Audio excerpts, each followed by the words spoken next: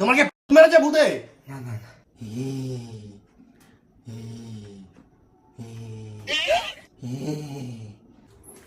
তুমি বাইরে বসে আছো ঠান্ডার মধ্যে? আরে ভাই ঘরের মধ্যে প্ল্যান সেট করছে। প্ল্যান সেট করছে? হ্যাঁ।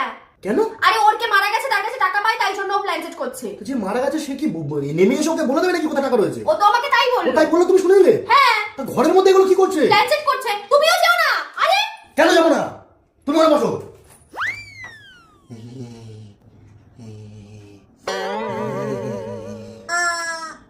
এই মাসি ছেলে,